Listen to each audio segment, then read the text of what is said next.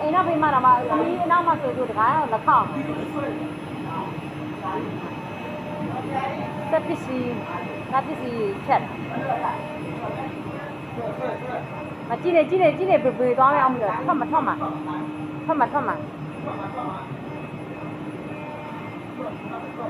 တာလေးနေမခုမေတော့ဘယ်သွားလဲကြာထွက်မှာပေါ့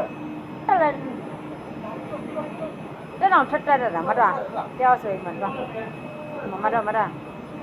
မသွားမယ်မကြည့်မသွားမှုသွားမနှစ်ယောက်တန်းတော့ဘာလဲပြင်းနဲ့ထဲလို့